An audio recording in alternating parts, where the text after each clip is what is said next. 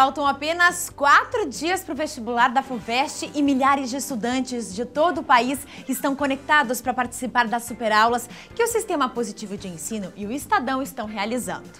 Uma super preparação inédita com 56 aulas temáticas apresentadas pelos professores do Positivo e que com certeza vão garantir o seu desempenho nas provas. Hoje vamos começar assistindo uma super aula de Física com o professor Cordeiro. Preste bastante atenção.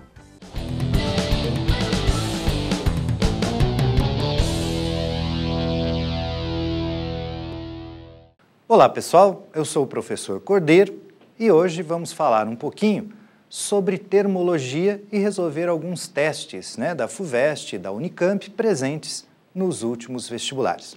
Vamos trabalhar? Primeira questão.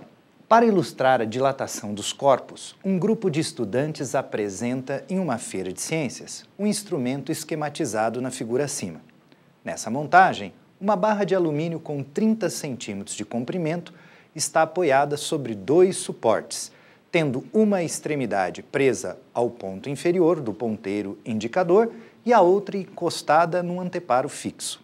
O ponteiro pode girar livremente em torno do ponto O, sendo que o comprimento de sua parte superior é 10 centímetros e o da inferior 2 centímetros.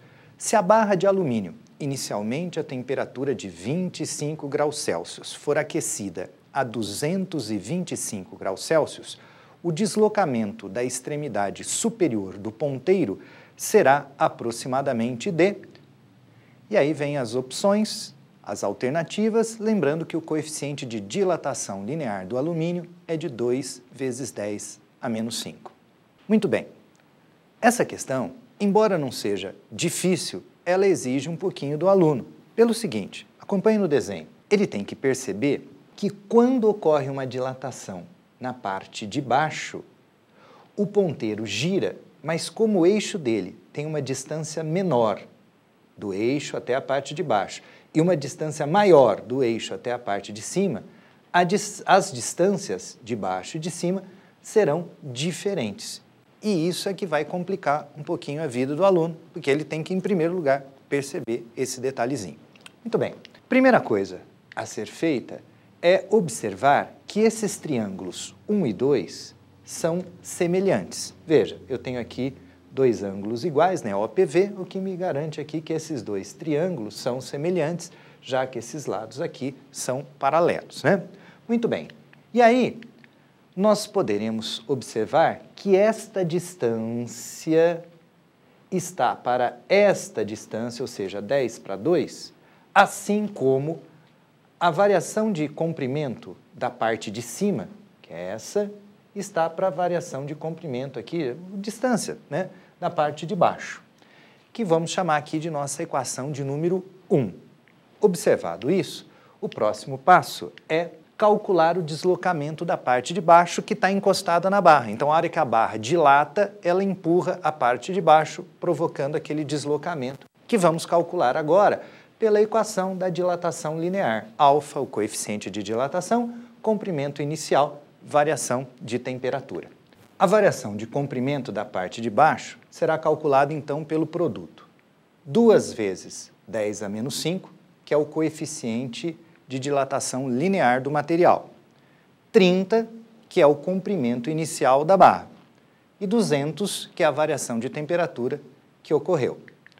Aí, fazendo os cálculos, a dilatação da parte de baixo é de 0,12 centímetros ou 1,2 milímetros para adequarmos aqui a unidade às respostas que foram apresentadas nas alternativas. Então, olha só, eu acabei de calcular a variação do comprimento na parte de baixo.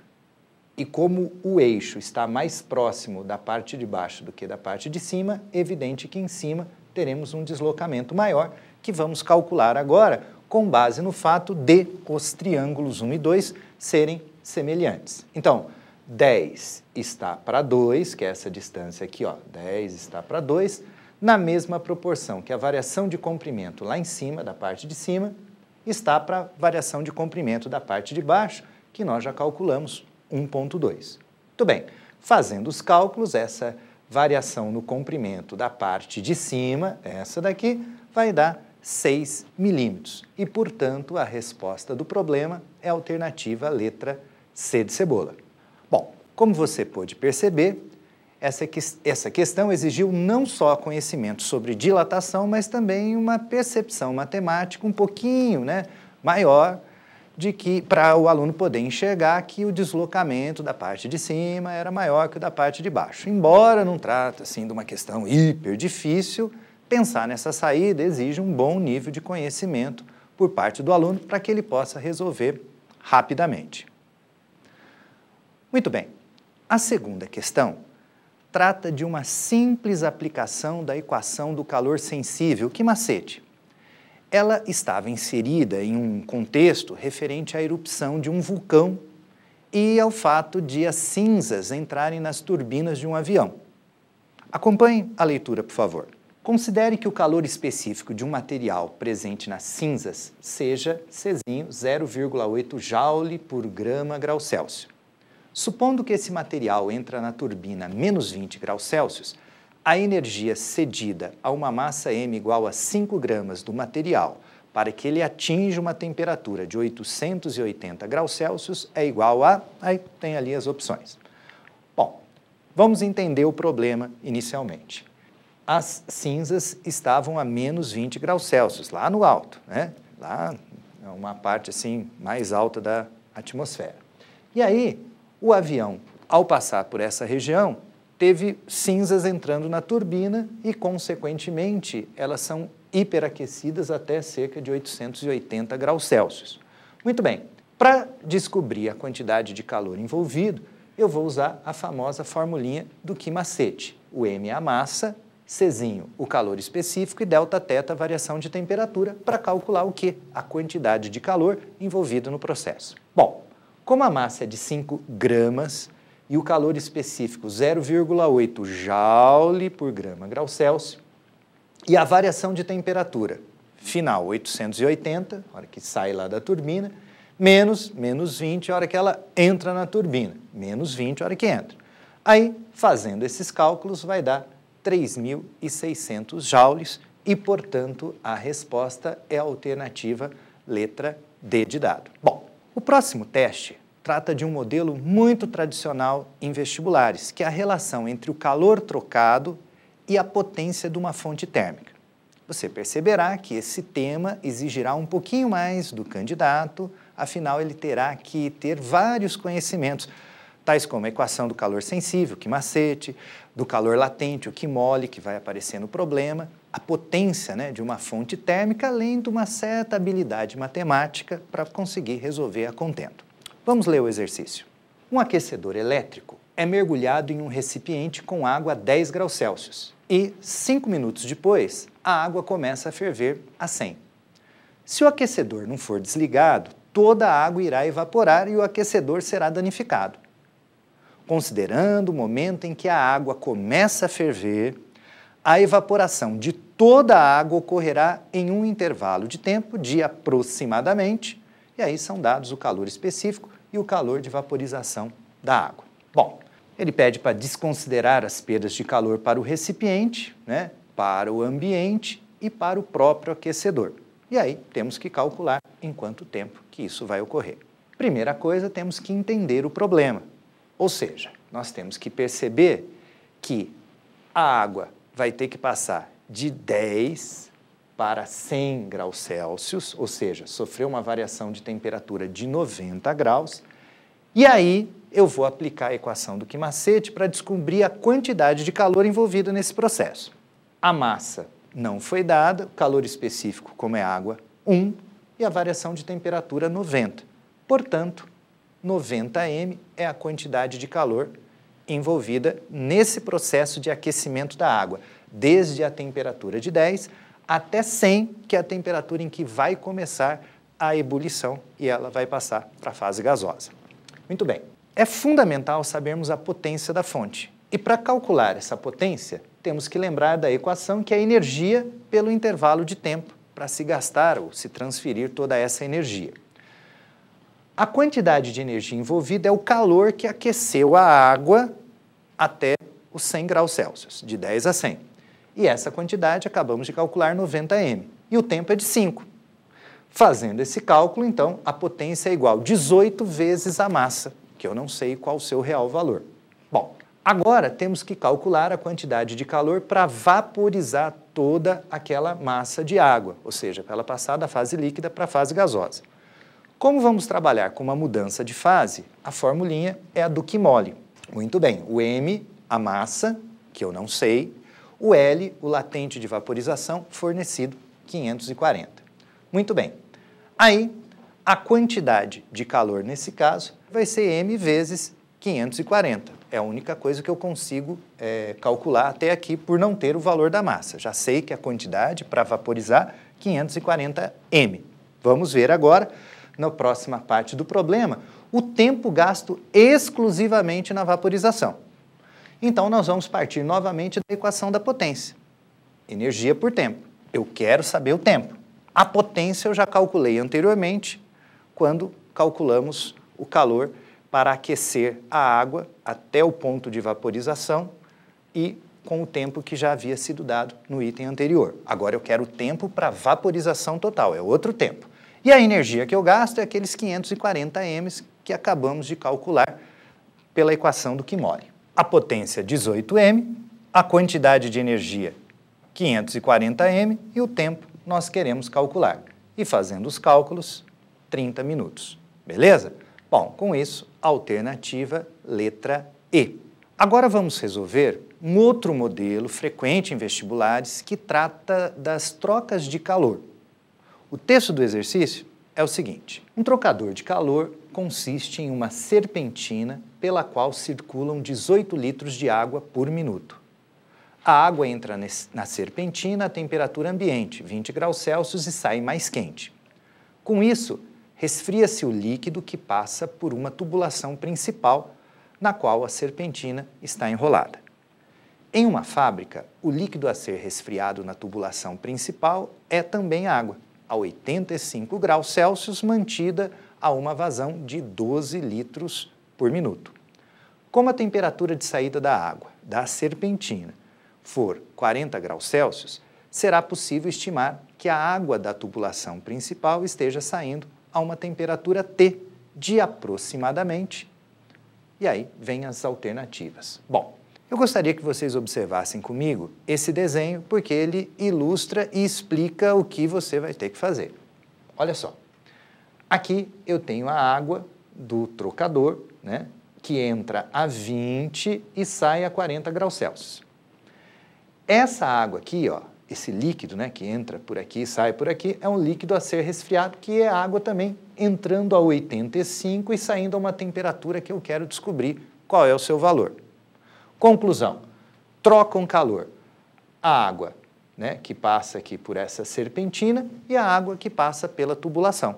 E aí nós vamos ver qual vai ser a temperatura de equilíbrio. Bom, para entender bem o problema, é importante frisar mais uma vez que há trocas de calor entre a água que está na serpentina e na tubulação e, por isso, o somatório de calor trocado entre elas tem que ser zero. Assim, a quantidade de calor que é trocada pela água da serpentina com a quantidade de calor trocada pela água que está na tubulação, somados tem que dar zero. E essas trocas de calor podem ser medidas pela equação do Quimacete. 18.000 é a massa. Por que 18.000? Porque são 18 litros. Cada litro, 1.000 gramas de água. Então, 18.000 gramas, calor específico 1. Temperatura final, 40, que é a temperatura que ela sai, né? Menos a inicial, 20. Mas a água que passa pela tubulação, a quantidade de água é de 12 litros por intervalo de tempo. Ou seja, no mesmo tempo que lá no trocador de calor passam 18 litros, na tubulação 12 litros. Então, por isso, 12.000 gramas, porque cada litro de água tem 1.000 gramas. Então, 12.000 gramas. Por que eu tenho que trabalhar em gramas? Para ficar coerente com o calor específico, né? Que é de 1 caloria por grama grau Celsius. A temperatura final eu quero descobrir e a inicial, 85. Somado, tem que dar zero. Muito bem. Aí, fazendo essas continhas, essa temperatura procurada é de 55. E assim a resposta é a alternativa letra C de cebola. Bom, agora nós vamos para a nossa última questão, que aborda outro tema bastante explorado, além de ser uma curiosidade útil para o nosso cotidiano. Presta atenção na leitura. Em uma sala fechada e isolada termicamente, uma geladeira em funcionamento tem, num dado instante, sua porta completamente aberta. Antes da abertura dessa porta, a temperatura da sala é maior que a do interior da geladeira. Após a abertura da porta, a temperatura da sala. Bom, aí vem uma série de alternativas. Fala que a temperatura da sala diminui até que o equilíbrio térmico esteja estabelecido, diminui continuamente enquanto a porta permanecer aberta, diminui inicialmente, e aí vai, várias alternativas. Vamos fazer o seguinte, vamos contar para vocês o que realmente acontece. Presta atenção. Uma geladeira é um recinto fechado e tem todo um mecanismo que é capaz de tirar calor da parte interna, normalmente mais fria, e joga esse calor na parte externa, fora da geladeira, normalmente mais quente. Então ela tira calor do frio, leva para o quente. Tira do frio e leva para fora da geladeira, mais quente. Bom, muito bem, e assim ela vai funcionando normalmente. Se eu abro a porta da geladeira, o mecanismo dela vai tirar calor da parte interna, mas com a porta aberta, a parte interna da geladeira passa a ser o próprio ambiente da cozinha. Então ela vai tirar calor da parte interna, mas a parte interna dela, a porta está aberta, é a própria cozinha. Então ela vai tirar calor da cozinha e vai jogar o calor aonde? Na própria cozinha. Ora, se tira calor da cozinha e joga na cozinha, a princípio não vai alterar a temperatura da cozinha. Conclusão, a princípio, eu ainda não acabei a explicação, com a porta aberta, a geladeira não iria interferir na temperatura da cozinha, porque tiraria a energia da cozinha e jogaria na própria cozinha, não provocaria nenhuma mudança. Mas, aí que está o detalhe. Para funcionar, a geladeira está plugada na tomada. Então, a todo instante, ela está importando energia elétrica de fora do ambiente para dentro da cozinha. E quando essa energia elétrica entra através do fio, ocorre efeito Joule. A geladeira em funcionamento provoca compressões em gases que estão lá dentro da tubulação dela, e essa compressão é adiabática, então gera aquecimento também. Conclusão, o funcionamento da geladeira vai fazer com que o ambiente aqueça, porque está sendo importada energia de fora, né, para a cozinha. Então, conclusão, se eu mantiver uma geladeira com a porta aberta, o ambiente vai aquecer. Por isso, a melhor resposta é a alternativa letra C, que diz assim, diminui inicialmente. A hora que você abre a porta, como a geladeira está fria, a hora que você abre assim, a cozinha, a princípio, nos primeiros instantezinhos, esfria um pouquinho. Mas, posteriormente, a temperatura será maior do que quando a porta foi aberta, porque está sendo importada energia, né, do meio externo para o meio interno, e essa energia vai provocar aquecimento. Beleza? Muito bem, pessoal.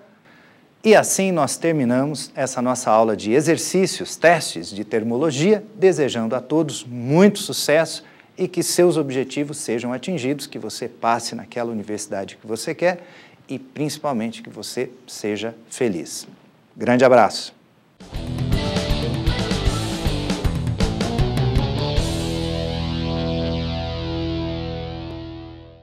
Vamos para o intervalo rapidinho, 5 minutinhos, e eu volto já com mais uma super aula para você.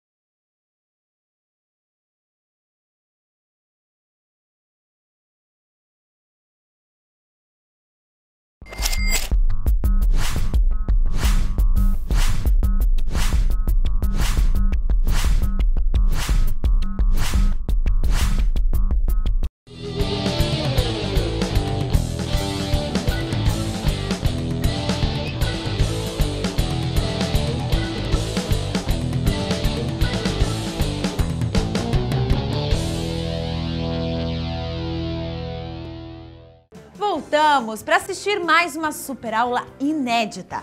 Mas antes, para não perder o hábito, eu vou lembrar que o Centro Tecnológico Positivo oferece 28 cursos superiores de tecnologia, com formação rápida, prática e voltada para as demandas do mercado.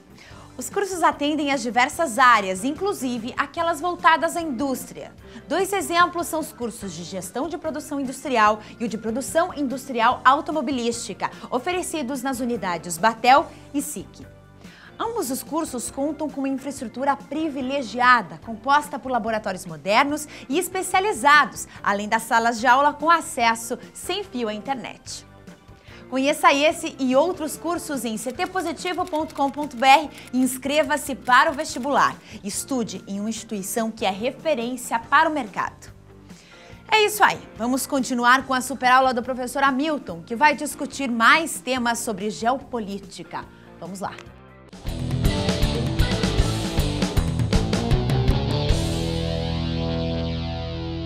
Olá, mais uma vez estamos aqui para trabalhar um pouquinho alguns temas relacionados à geopolítica que podem auxiliar vocês e avivar o seu conteúdo para ter um bom desempenho nas questões de vestibulares que vocês pretendem realizar daqui a algum tempo.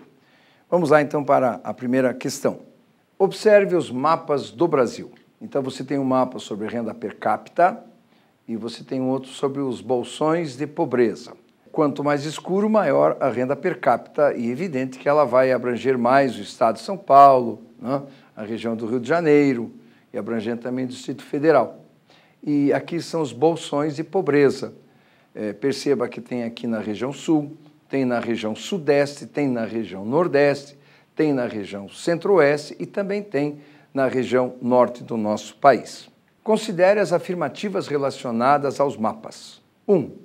Alta concentração fundiária e pouca diversificação da atividade econômica são características de um bolsão de pobreza existente no extremo sul do Brasil. Essa alternativa, ou proposição, ela é, sem dúvida, correta. No sul do Rio Grande, existe ainda muita atividade pecuária e as fazendas são muito grandes, não é? Então, exatamente é o que está dizendo aí, uma concentração fundiária bastante grande e existe realmente toda essa área aí próxima à divisa com o Rio Grande do Sul, corresponde a um bolsão de pobreza. É correta essa proposição. Vamos para outra. A despeito de seus excelentes indicadores econômicos, bem como de seu elevado grau de industrialização, a região sudeste abriga bolsões de pobreza. Está correta. Por que ela está correta? Porque nós encontramos em Minas Gerais, mesmo em áreas do Rio de Janeiro e outras áreas, Espírito Santo, mesmo em São Paulo, algumas áreas que podem ser caracterizadas como bolsões de pobreza. Mais a outra proposição. A biodiversidade da floresta segura alta renda per capita aos habitantes da Amazônia, enquanto moradores da Caatinga nordestina padecem em bolsões de pobreza. Proposição completamente errada, porque, primeiro, nós não podemos generalizar dizendo que toda a Caatinga é uma área de bolsão de pobreza. Hoje nós encontramos algumas áreas, através da irrigação artificial, com um bom nível socioeconômico, a área próxima à Petrolina, que é um grande centro produtor de frutas. Também nós vamos encontrar na região norte algumas áreas com padrão de vida muito grande, muito bom. As áreas de uma agricultura e pecuária moderna. Então não podemos generalizar, nem para mais nem para menos, porque na região norte, apesar de ter essas áreas de bom nível socioeconômico, vamos encontrar as áreas mais para a Amazônia Ocidental, como você pode ver no mapa, que sem dúvida é um bolsão de pobreza. As populações ribeirinhas dos rios amazônicos também têm uma dificuldade econômica bastante grande. Portanto, essa proposição ela é incorreta. Vamos para outra.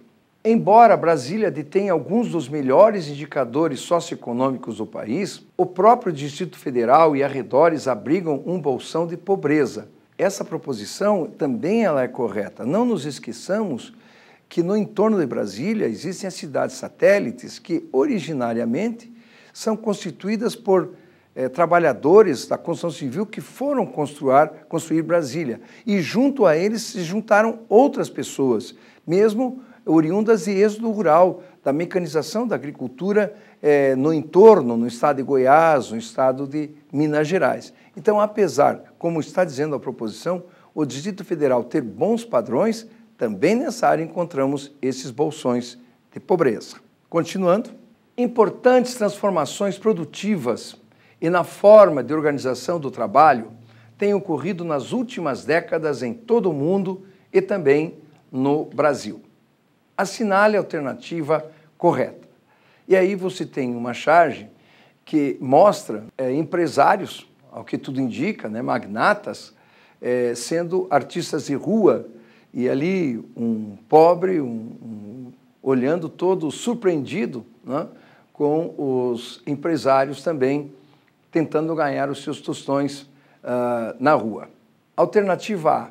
Em todo o mundo vêm sendo observadas mudanças em relação ao assalariamento e ao desemprego, como a precarização das relações de trabalho para a desoneração da produção e o crescimento da informalidade. Essa alternativa ela é correta e não deixa de mostrar a crueldade da economia globalizada e neoliberada da atualidade, neoliberal da atualidade. Por quê? Hoje o lucro é fundamental e as empresas elas buscam de todas as maneiras aumentar os seus ganhos, nem que isso signifique demissão ou até mesmo transferência de suas instalações para outras áreas onde os trabalhadores ganham menos, ou ainda se valer do processo de terceirização da mão de obra, onde esse trabalhador ele não tem garantias de trabalho. Essa é correta. Vamos ver as outras. Acordos e tratados internacionais, dos quais o Brasil é signatário, tratam da questão do trabalho escravo e proíbem a escravidão por dívida, razão pela qual esse tipo de trabalho forçado não é registrado no país desde 1888. Está errada essa alternativa B. Por que ela estaria errada? Porque não passa um mês em nosso país que não surjam notícias de trabalho escravo por dívida, praticamente em todas as regiões brasileiras. Até mesmo bolivianos e peruanos clandestinos que trabalham em oficinas de confecções, eles também ficam devendo o dinheiro para o empresário que contratou na Bolívia e no Peru, e ele não consegue saldar essa dívida, então ele sempre está trabalhando. Também nós temos muitos casos aqui no centro-sul do Brasil de chineses que trabalham em lanchonetes, e sendo que essas lanchonetes não são deles, mas são de grupos, até mesmo grupos ligados à máfia chinesa. E eles, por isso, ficam muitas vezes o dia inteiro com aquela lanchonete aberta, porque eles têm que produzir uma certa quantia para os donos dessas lanchonetes, que foram os responsáveis por trazê-los ao Brasil. Sem dúvida, o trabalho escravo, infelizmente, ainda existe em nosso país. Não da maneira como era a escravidão até 1888, mas de maneiras um pouco mais sutis, mais cruéis também. Vamos a outra. Considerando a oferta de trabalho no Brasil, observa-se uma mudança de tendência, com a diminuição de oferta de emprego no setor primário e terciário, e efetivo aumento da oferta de emprego no setor secundário da economia. Está errada essa alternativa, e antes de analisar o teor dela, vamos ver ali o que está dizendo setor primário, secundário e terciário. Não deixa de ser uma classificação um pouco já ultrapassada, não é? O setor primário é toda atividade ligada à natureza, seja ela agricultura, pecuária, mesmo as atividades extrativas. O setor secundário é indústria e o setor terciário é prestação de serviços. Devido à mecanização da atividade agrícola e à automação e robotização, nem o setor primário nem o setor secundário são setores que tenham aumentado consideravelmente o número de vagas. Hoje, a maior oferta de postos de trabalho estão ocorrendo no setor terciário. E já vai a razão pela qual a alternativa está incorreta, não é? Vamos para outra. Uma característica marcante das relações de trabalho na etapa atual do modo de produção é a maior organização sindical. Essa alternativa também é errada. Tem ocorrido um enfraquecimento do sindicalismo em nosso país. Por quê?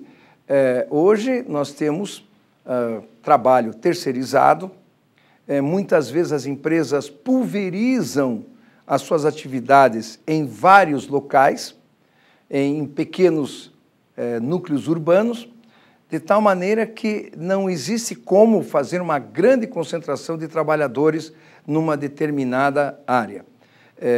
Nós podemos ver a força do sindicalismo nos anos 80, que até nos deu um presidente da República, não é? Atualmente, nós podemos observar que o sindicalismo ele ainda é atuante em relação às estatais, em relação ao serviço público, mas nas atividades empresariais, o sindicalismo, infelizmente, cada vez se torna mais frágil. Vamos a outra. 3. Considere os mapas. Dinâmicas espaciais na cidade de São Paulo. Então, o mapa 1 é de 1970, e o mapa 2 é de 2000. Com base no mapa e em seus conhecimentos, é correto afirmar que, tendo em vista as dinâmicas espaciais da cidade de São Paulo, os hotéis acompanharam o desenvolvimento na cidade de novas áreas de centralidade. Essa alternativa é correta. Há algumas décadas, não é? Seria difícil observarmos hotéis na Marginal Tietê, Pinheiros, não tinha, era mais no centro. Só que, em função da expansão de toda a malha urbana, ainda mais considerando o fluxo de transporte, a facilidade para chegar ao aeroporto ou então a um parque de exposições, foi levando a cidade para essas áreas e os hotéis foram acompanhando essa tendência. Alternativa B. Expandiram-se para o sudeste da cidade devido ao desenvolvimento do setor primário. Claro que o setor primário é um setor que se desenvolve na área rural, atividade agrícola, atividade de pecuária, atividade extrativa. E é evidente, então, que isso vai determinar que essa alternativa esteja incorreta também. A outra. Deslocaram-se em direção à região sudoeste em função do despovoamento do centro histórico. Também está incorreta. Não se verifica esse despovoamento do centro histórico de São Paulo. Nós vamos ver que essa área é muito concentrada, não é? A densidade demográfica é altíssima nessa região. Vamos a outra. Migraram em direção à região sudoeste em função do despovoamento do centro histórico? Não, está errado, não é? Completamente errado. Foram atraídos para a periferia devido à descentralização das indústrias paulistanas. Também essa alternativa ela é incorreta. Na realidade, as indústrias que saíram da cidade de São Paulo, elas foram para as regiões metropolitanas, para as cidades de médio porte, e não especificamente para as áreas onde hoje estão os complexos hoteleiros. Vamos para a outra questão. Logo após a entrada de milhares de imigrantes norte-africanos na Itália, em abril deste ano, o presidente da França, Nicolas Sarkozy, e o primeiro-ministro da Itália, Silvio Berlusconi, fizeram as seguintes declarações a respeito de um consenso entre países da União Europeia e associados. Queremos mantê-lo vivo, mas para isso é preciso reformá-lo. Nicolas Sarkozy. Ele disse isso no começo do ano, quando ainda ele era presidente da França. Vamos ver o que disse Berlusconi. Não queremos colocá-lo em causa, mas em situações excepcionais acreditamos que é preciso fazer alterações, sobre as quais decidimos trabalhar em conjunto. A mesma coisa, Silvio Berlusconi hoje não é mais o líder italiano. Ele também já saiu do governo. Mas as suas declarações dos dois líderes são importantes. Vamos ver lá. Sarkozy e Berlusconi encaminharam um pedido à União Europeia solicitando a revisão do Tratado de Maastricht, o qual concede anistia aos imigrantes ilegais radicados em países europeus há mais de 5 anos. Está errada essa alternativa. Por que está errada? O Tratado de Maastricht, que foi assinado em 91, definia alguns parâmetros, como, por exemplo, normas de ingresso de outros países à União Europeia, adoção de uma moeda única, não é? A mudança do nome de mercado comum europeu para a União Europeia. Porém, se observarmos o texto do Tratado de Maastricht, não existe nada relacionado com essa anistia. Portanto, é uma alternativa errada. Vamos para outra. Acordo de Schengen, segundo o qual a Itália e França devem formular políticas sociais de natureza bilateral.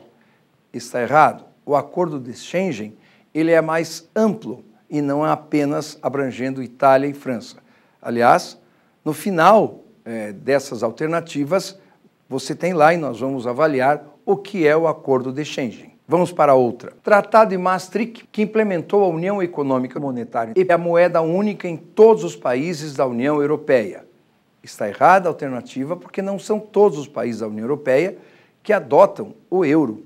Nós temos 3 casos específicos, que é o Reino Unido, a Dinamarca e a Suécia, que não adotam o euro. Existem outros países que entraram a partir de 2004, alguns deles ainda estão em transição, estão adotando a sua moeda e o euro, mas a tendência é, com o tempo, deixar a sua moeda e adotar somente o euro. Agora, no caso desses 3 países, Reino Unido, Dinamarca e Suécia, não é transição. Desde o início eles foram contrários e adotam as suas próprias moedas, a libra esterlina, a coroa dinamarquesa e a coroa sueca. Evidente que a alternativa está incorreta. Tratado de Roma, que criou a Comunidade Econômica Europeia e suprimiu os controles alfandegários nas fronteiras internas. Está incorreto.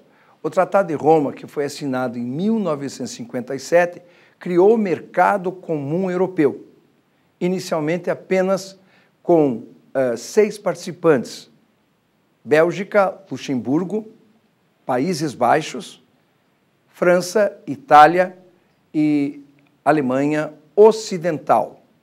Com o tempo foram agregando outros países, mas essa é a característica do Tratado de Roma, é a instituição do mercado comum europeu que posteriormente vai culminar com a União Europeia. Não é mesmo? Vamos lá. Acordo de Schengen, pelo qual se assegura a livre circulação de pessoas pelos países signatários desse acordo. Essa é, sem dúvida, a alternativa correta. E vamos ver o que é, afinal de contas, o Acordo de Schengen. É um acordo entre 31 países europeus que permite a livre circulação de pessoas e a abertura das fronteiras entre os integrantes. Com exceção da Irlanda e do Reino Unido, todos os demais membros da União Europeia são signatários desse acordo, além da Suíça, Islândia, Noruega e Liechtenstein. Este, sem dúvida, é o Acordo de Schengen. E quando o líder Berlusconi e o Sarkozy falam que tem que mudar o acordo, não seria algo bilateral dos 2 países, mas sim esses todos. E tem outros que estão também em negociação para ingresso nessa área chamado Acordo de Schengen. Não é? Ele está também bastante relacionado ao que se chama hoje o Tratado de Lisboa, que prevê unificações nas constituições dos países da União Europeia e mudanças jurídicas para a unificação de todo o sistema. Mas ainda muita coisa tem que ser feita para isso ser ratificado. Mas aí é realmente o que se chama o Acordo de Schengen. Percebam, eu também pincei de provas temas importantes e que, com linguagens diferentes, estão presentes praticamente em todos os cadernos de prova da FUVEST e de outras instituições em São Paulo e em outros estados brasileiros. Eu espero que vocês tenham aproveitado. Meu muito obrigado e felicidades na sua prova.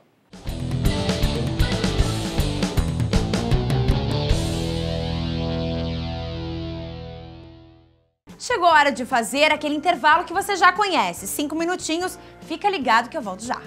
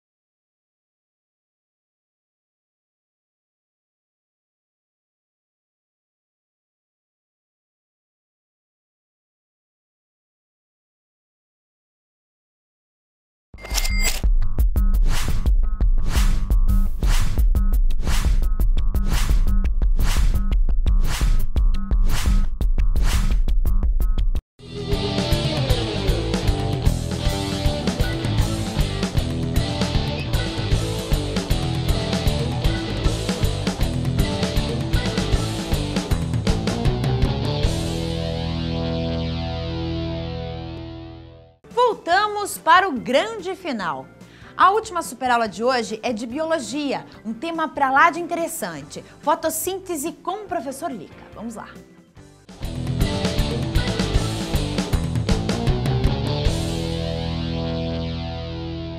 Olá, meus queridos. Tudo bem com vocês? E aí, estudando bastante? Tá faltando pouco, né? Mas vamos lá, muita força, muita coragem no estudo, bastante dedicação, que tudo vai dar certinho para você. Muito bem, hoje nós vamos trabalhar com um tema que é fundamental para qualquer vestibulando, né? Qualquer um que vai tentar ir um exame vestibular tem que ficar por dentro desse tema. Aliás, é um tema que ele está relacionado com várias outras disciplinas, né? Por isso que ele é muito cobrado em diversos exames aí pelo Brasil. A gente vai trabalhar hoje com a fotossíntese, né? Um processo biológico muito importante para mim, para você, para todos os seres que tem aqui na Terra. Então vamos dar uma olhadinha na fotossíntese. Começamos com o conceito de fotossíntese, né? A fotossíntese ela tem diversos conceitos, né? Você pode trabalhar com a fotossíntese de várias maneiras. Vamos colocar um dos que a gente mais encontra assim nos livros didáticos, né? E nas obras de botânica. Fotossíntese seria o processo biológico através do qual os seres clorofilados produzem compostos orgânicos a partir de materiais inorgânicos, utilizando a energia da luz. Por esse conceito, você pode perceber que a planta, quando ela faz a fotossíntese, quando o organismo faz fotossíntese, né, ele vai ser um organismo clorofilado e a partir de algumas substâncias inorgânicas, ele vai produzir substâncias orgânicas com, isso é muito importante, com a intervenção da luz, com o uso da energia luminosa. Isso é muito importante, daí vem o nome fotossíntese. Tá? Muito bem. Quem seriam os organismos fotossintetizantes? Quais são esses seres que fazem fotossíntese? Os organismos fotossintetizantes, como todo mundo sabe, seriam as plantas, né? Todas as algas praticamente, e as bactérias. Esses seriam os organismos que vão fazer a fotossíntese. E quando eles fazem a fotossíntese, quer dizer que eles vão produzir o próprio alimento, eles são chamados de organismos autótrofos. Aspectos gerais da fotossíntese. A energia da luz é convertida em energia química. Outra característica, na fotossíntese nós vamos ter então os seguintes, vamos dizer assim, ingredientes. A luz, a clorofila, o dióxido de carbono, o gás carbônico, e a água. O que mais? São produzidos compostos orgânicos como moléculas de carboidratos, né, que são açúcares, e, indiretamente, lipídios, proteínas e ácidos nucleicos. E mais uma característica que todos vocês devem saber, durante a fotossíntese vai ocorrer a liberação de oxigênio, né, para a atmosfera. Então, portanto, nós temos lá essa equação química, veja bem, nós temos o gás carbônico, juntamente com a água, com a energia da luz, né? Vocês estão vendo lá o desenho do solzinho lá que representa a luz, e na presença da clorofila, que é um pigmento que as plantas fotossintetizantes têm, nós vamos ter a produção de um açúcar, aqui no caso a glicose, né, o C6H12O6, vai haver mais a produção de água e a liberação de oxigênio. Tudo bem equilibrado aí nessa equação. Vejam, portanto, na parte inferior, vocês podem notar aqui, tem um esqueminha de como funciona isso, né? Você pode ver a água entrando na folha. Da onde que vem vindo essa água? Da raiz, que através dos vasos condutores do xilema chegam até a folha. Tá? O gás carbônico, ele vai entrar também na folha através dos estômatos, e a partir disso será produzida a glicose, né, ou o açúcar que vai ser utilizado pela planta, e a liberação do oxigênio, que também vai ser feito pelos estômatos. Eu acho que vocês devem estar lembrados que os estômatos eles atuam, além da transpiração, nas trocas gasosas. Essas trocas gasosas aqui que nós acabamos de falar. Acabei de dizer para vocês que a luz ela é muito importante, a fotossíntese utiliza a energia da luz. Então, nada mais correto nesse momento que a gente dê uma olhadinha na natureza da luz, né? Vocês aprendem a luz na ótica, lá na física, né? E a gente vai emprestar um pouquinho desses conceitos para a gente trabalhar a fotossíntese. Uma coisa bem simples, se você passar, por exemplo, um feixe de luz através de um prisma, você vai ter lá a dispersão da luz, né, e a decomposição naquelas cores conhecidas, né, que são o vermelho, o alaranjado, o amarelo, o verde, o azul, o anil e o violeta. E vamos imaginar a seguinte situação. Nós temos a luz passando por um prisma e surgindo aqui, né, as cores, o vermelho, o alaranjado, o amarelo, o verde, o azul, o anil e o violeta. Nós vamos pegar agora 7 plantinhas e vamos colocar cada uma delas recebendo uma cor dessas daqui, tá? E vamos comparar uma com as outras. Qual delas irá fazer uma taxa maior de fotossíntese? Em qual delas a intensidade da fotossíntese será maior? Comparando, logicamente, uma com as outras. Aquela que recebe a luz azul, tá? Ou a cor azul, vai fazer uma boa fotossíntese, veja que feliz que ela está, e aquela que vai receber a luz vermelha, tá? Que também vai fazer uma boa fotossíntese ali, vai absorver mais a energia referente, ou o comprimento referente à luz vermelha. E qual a que menos fotossíntese vai fazer? Se a gente pegar essas 7 cores, dessas 7, qual seria a cor que seria menos absorvida pela planta para realizar a fotossíntese? É a verde. Portanto, a planta reflete o verde e nós enxergamos a planta como verde. Então, praticamente, a planta não vai absorver o verde para o processo da fotossíntese. Tá? Então, vamos guardar direitinho. As cores, né, mais eficientes, as cores mais absorvidas, né, o comprimento de onda mais eficiente no processo da fotossíntese seria o azul e o vermelho. E o menos seria o verde. Nós temos aqui a famosa experiência de Engelmann. O que esse pesquisador, portanto, fez? Ele passou a luz por um prisma, a luz lá se dispersou e se decompôs naquelas cores que nós acabamos de falar. E ele jogou, vamos dizer assim, essas cores sobre uma alga fotossintetizante, uma alga chamada espirógera. Vocês notem que a espirógena, ela apresenta o cloroplasto dela na forma de espiral, né? Olha o nome espirógera. E no local em que estava essa alga, haviam também bactérias aeróbias. Na verdade, elas precisam do oxigênio para respirar, né? Elas necessitam desse oxigênio. Então, vamos imaginar o seguinte, na fotossíntese é liberado o oxigênio, tá? Essas bactérias, logicamente, elas vão atrás do oxigênio. Então, o que esse pesquisador fez? No momento que ele jogou as diferentes cores sobre a alga, cada pedaço da alga realizou uma fotossíntese com uma determinada intensidade. Tá? Então, ele imaginou assim, o local dessa alga que estiver liberando mais oxigênio é aquele onde vão estar mais as bactérias aeróbias. E, portanto, onde estiver essas bactérias, vai estar correspondendo a uma cor. Vejamos aqui para vocês entenderem melhor. Então, aqui estão as cores, né? Estão incidindo sobre a alga, e grande parte das bactérias aeróbias vieram nesta região onde a alga recebeu a cor vermelha, e nessa região onde está a cor azul. Portanto, nessas duas regiões, se tem mais bactérias aeróbias, é a região que está liberando mais o oxigênio. E, portanto, são as regiões onde está sendo feita uma fotossíntese com maior intensidade, maior liberação de oxigênio. Portanto, no vermelho e no azul. Agora, notem que na parte que recebeu a luz verde, vieram pouquíssimas bactérias, né? Quase nada, indicando que aqui houve pouca liberação de oxigênio, portanto, com uma fotossíntese de menor intensidade. Então, a partir dessa experiência muito interessante, que se determinou que o azul e o vermelho seriam lá os comprimentos de onda, né? Referente a essas cores, mais eficientes no processo da fotossíntese. Muito bem, eu disse a vocês que a fotossíntese ela tem um pigmento muito importante, que é a clorofila. E nas plantas, existem 2 tipos de clorofila atuando no processo, a clorofila A e a clorofila B. Isso daí é só para indicar para vocês a estrutura molecular delas. Notem que elas têm a presença de um metal ali, o magnésio, né? E uma coisa muito interessante que você já deve ter ouvido falar, que nós temos também um pigmento no corpo, né, no nosso sangue, que é a hemoglobina, que é muito parecida com a clorofila. Só que na hemoglobina, como vocês devem estar lembrados, né, o metal que você vai encontrar lá é o ferro, enquanto que na clorofila é o magnésio. Muito bem, se a gente traçar um gráfico, né, com a presença da absorção da luz, né, pelas clorofilas A e B, vai novamente mostrar aquilo que eu havia dito para vocês. Vocês notem que a absorção da energia luminosa vai se dar tanto para a clorofila A como para a clorofila B, no trecho, né, de luz correspondente ali à faixa do vermelho, tá?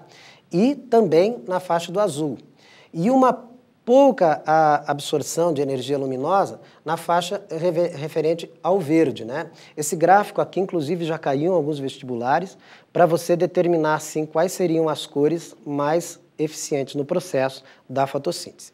Uma coisa que os vestibulares também cobram, que é muito importante estar ligado, é a origem do oxigênio na fotossíntese. Nós vimos que na fotossíntese é liberado o oxigênio.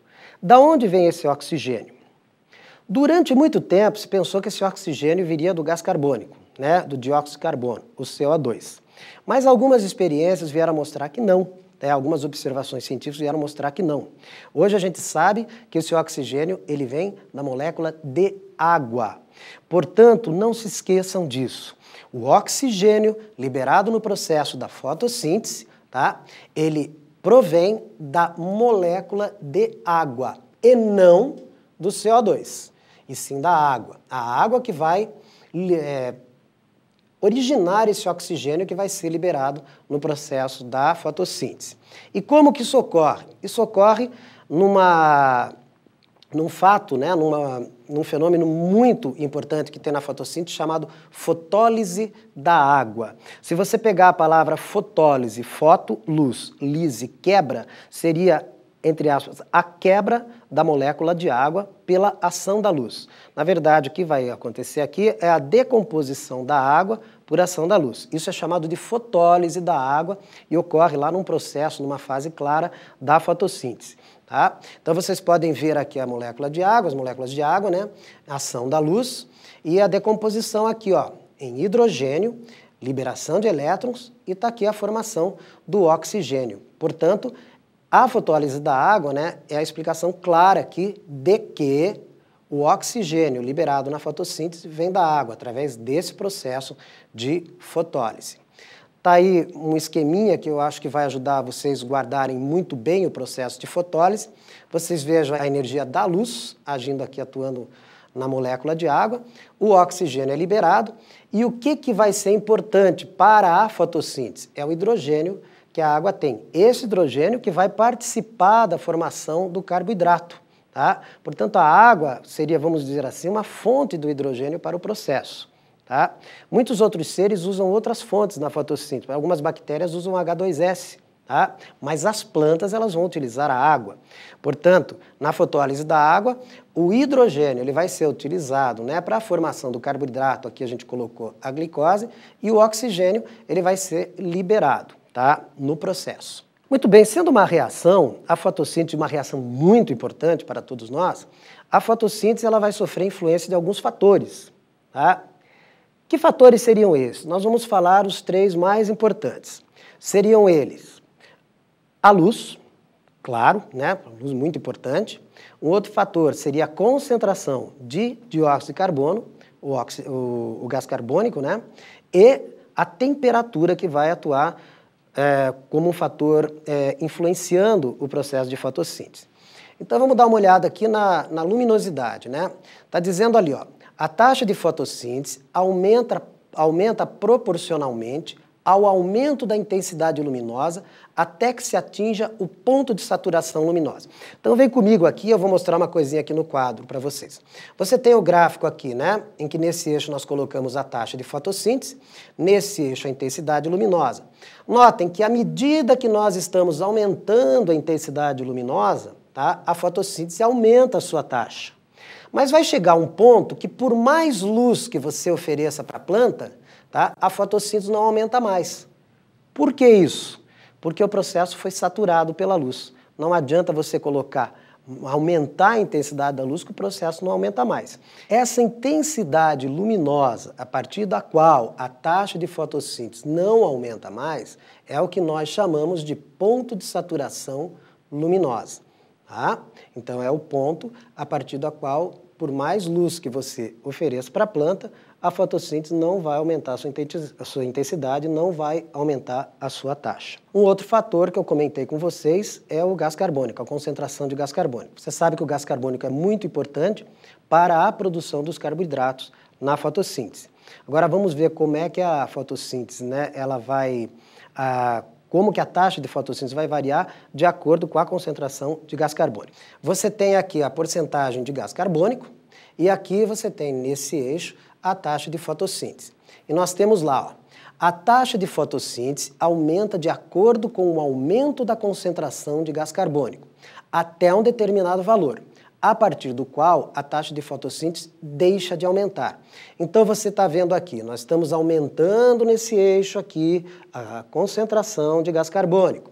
Aqui a taxa de fotossíntese vai acompanhando, mas vai chegar um momento que numa determinada concentração de gás carbônico, a porcentagem de gás carbônico, a fotossíntese não vai mais aumentar a sua taxa. Tá? Então, aumenta a concentração, aumenta a fotossíntese, até um determinado ponto onde vai ocorrer uma saturação desse gás. E um outro fator que também é muito cobrado nas provas é a temperatura. A temperatura, logicamente, ela vai influenciar nas reações químicas e como a fotossíntese é uma reação química, ela vai sofrer também a influência da temperatura. Mas vamos ver o que diz ali sobre a influência da temperatura na fotossíntese. Vamos lá. Temperatura. Para uma determinada temperatura, a taxa de fotossíntese é máxima. Essa temperatura corresponde à temperatura ótima da fotossíntese. Acima dessa temperatura, a taxa de fotossíntese cai, pois verifica-se desnaturação das enzimas atuantes no processo. Então, como vocês viram ali, aumentando a temperatura, a taxa de fotossíntese ela vai aumentar. Tá? Vai chegar um ponto em que você vai atingir um máximo dessa taxa, certo? A temperatura referente a essa taxa que nós vamos chamar de temperatura ótima para a fotossíntese. A partir dessa temperatura, você vai notar que vai haver uma queda, na taxa de fotossíntese. Isso porque o aumento da temperatura vai promover a desnaturação das enzimas que atuam no processo da fotossíntese. Vamos dar uma olhadinha no gráfico, que esse gráfico é muito importante. Você tem aqui, nesse eixo, o aumento da temperatura, tá? E nesse eixo, a taxa de fotossíntese. Notem que à medida que você aumenta a temperatura, a fotossíntese vai aumentando. Vai chegar um ponto que você vai atingir um máximo aqui da taxa de fotossíntese, da intensidade fotossintética. Tá? A temperatura que corresponde a essa taxa máxima de fotossíntese é o que nós chamamos aqui de temperatura ótima da fotossíntese. Notem que a partir dessa temperatura ótima, se você fornecer mais calor, o que vai acontecer? A taxa vai caindo, porque a alta temperatura vai desnaturar as enzimas tão importantes também aí no processo de fotossíntese. Eu queria que vocês ficassem bem atentos agora, que tem uma coisa que quando se fala de fotossíntese é obrigatório a gente citar. Tá? Todos os anos, os vestibulares, eu que analiso muitos vestibulares pelo Brasil, sempre vejo questões a respeito desse assunto que nós vamos ver agora, desse capítulo dentro da biologia. Nós vamos falar do ponto de compensação fótico. Tá? Ou simplesmente o ponto de compensação. Preste atenção que eu quero que vocês fiquem bem craques nisso aqui, que vocês fiquem bem por dentro disso que eu vou falar para vocês. Dê uma olhadinha. Para a gente entender o ponto de compensação, nós vamos olhar dois processos aqui, a fotossíntese, que é o tema dessa aula, e a respiração. Notem aqui, nós fizemos aqui uma representação da equação da fotossíntese um pouquinho mais simples. Tá? Você tem aqui carbono, mais água, na presença da luz, que vai formar aqui o carboidrato, a glicose, com a liberação do oxigênio. E você tem aqui a respiração celular. O que você tem? Você vai ser usada a glicose com o oxigênio, tá? Produção de água e liberação de gás carbônico, que, como vocês sabem aqui, a energia também que vai ser liberada nesse processo. Tá? Então você pode reparar que são dois processos e as plantas fazem esses dois processos. Mas tomem cuidado com uma coisa, a fotossíntese ela só vai ocorrer quando tem luz e a respiração não. A respiração vai ocorrer tanto quando na presença da luz como na ausência da luz. Então a luz ela não vai influenciar o processo de respiração. Tá? Então é sempre bom lembrar uma coisa, as plantas fazem fotossíntese de dia, quando tem luz, mas respirar, elas respiram tanto de dia como à noite. Então vocês vejam, respiração de dia e à noite, independente da luz. A fotossíntese é dependente da energia luminosa, portanto as plantas só vão fazer a fotossíntese quando tiver luz. Ponto de compensação fótico. O ponto de compensação fótico é a intensidade luminosa na qual a respiração e a fotossíntese se equivalem. No ponto de compensação fótico, o oxigênio liberado na fotossíntese é utilizado na respiração da própria planta. E o gás carbônico liberado na respiração é utilizado na fotossíntese. Então esse gráfico aqui ele é muito clássico, muito interessante, e eu queria que vocês acompanhassem aqui como se desenrola, né, esses dois processos, agora verificando no gráfico aqui. Você aumenta a intensidade luminosa, você aumenta a intensidade do processo, aqui no caso a fotossíntese, até atingir aqui o ponto de saturação luminosa. Tá? Aí a fotossíntese não aumenta mais, por mais que eu aumente a intensidade. Então essa é a representação da fotossíntese. Vamos colocar aqui um outro processo, que é a respiração. Veja, a gente já começa a respiração com certo valor.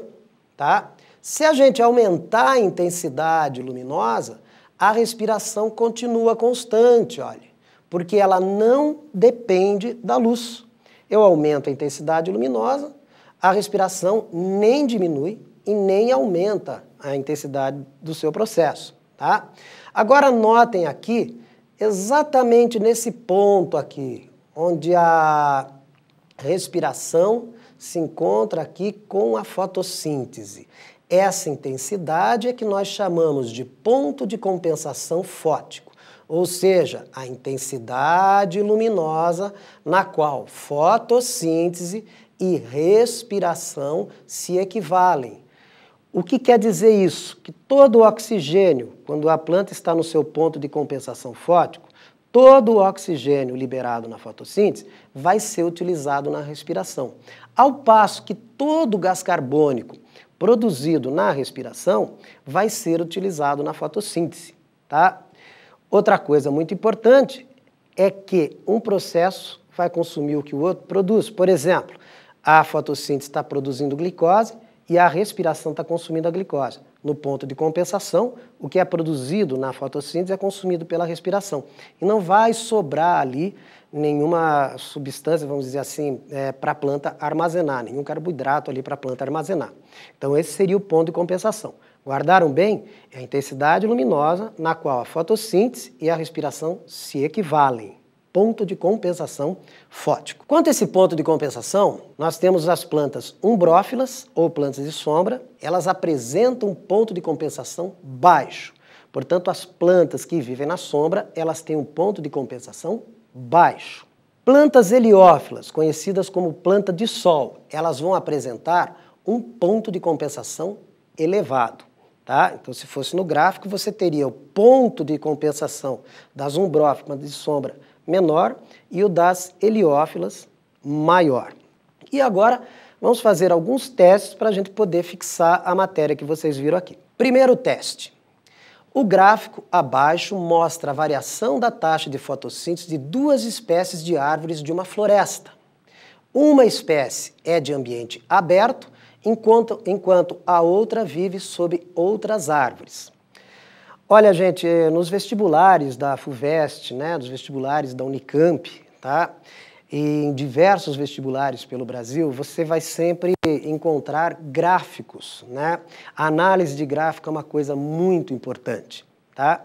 Por isso eu sempre digo aos meus alunos, analisem muitos gráficos, vejam o que eles querem dizer, as diversas formas de se analisar um gráfico. Isso é muito importante no momento de você fazer uma questão. Veja bem, você tem um gráfico, né, com um eixo, está separando aqui consumo de gás carbônico, embaixo produção de gás carbônico, e aqui você tem duas curvas indicando provavelmente aí a fotossíntese de uma planta de acordo com a intensidade luminosa. Tá?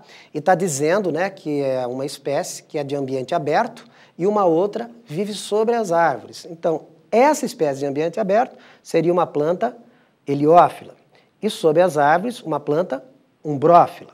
Indique qual das curvas, A ou B, corresponde à variação da taxa de fotossíntese das árvores de ambientes sombreados.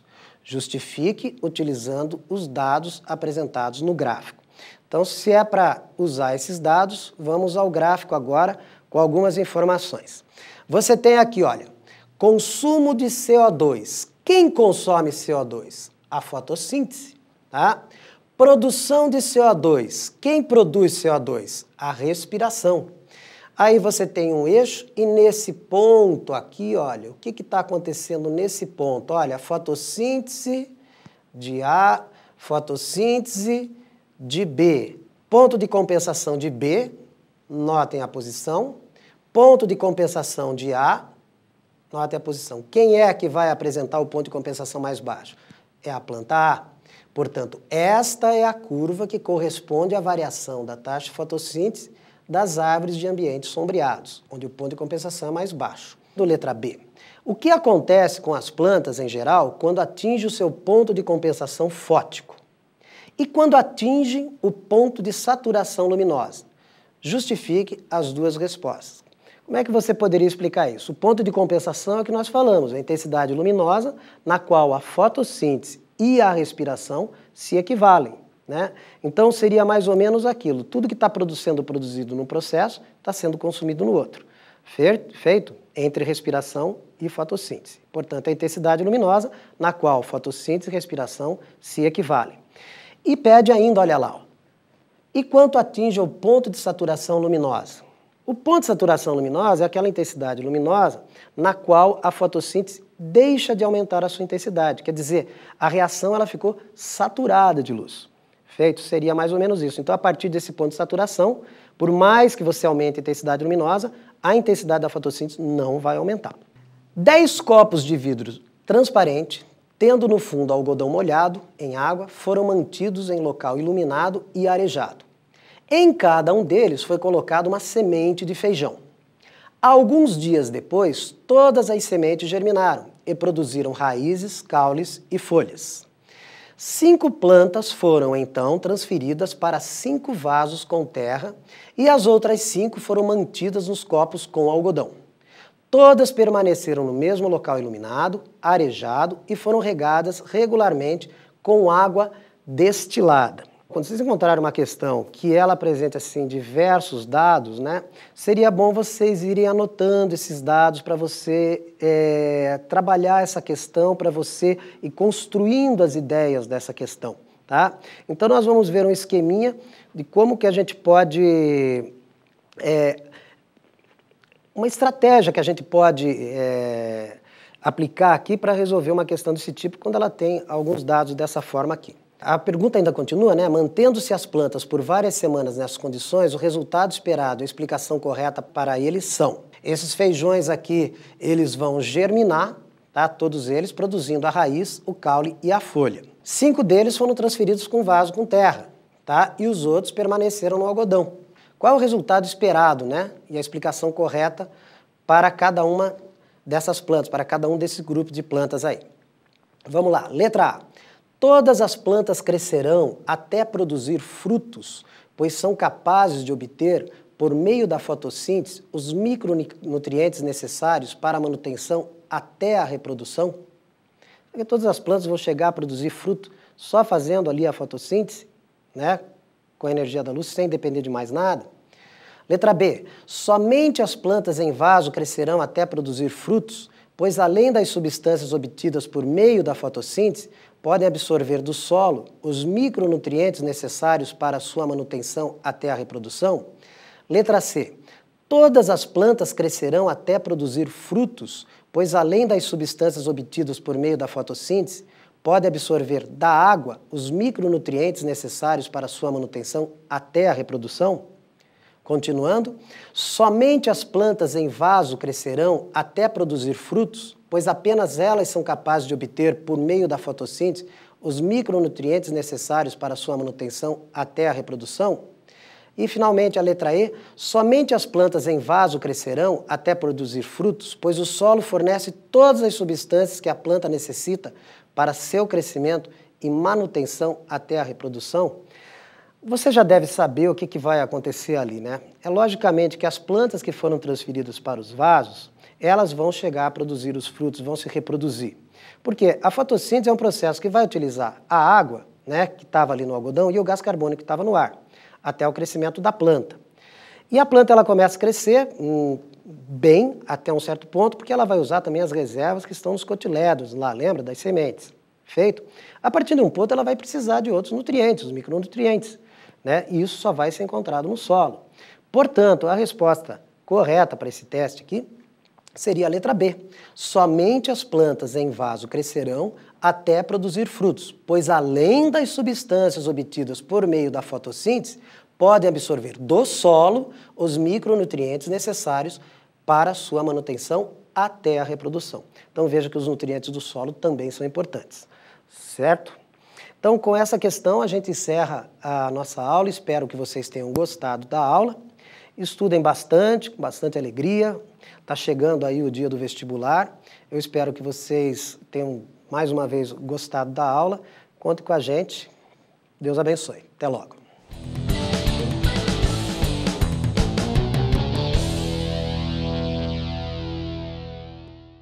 E daí, gostou do nosso encontro de hoje? Muito bom, né?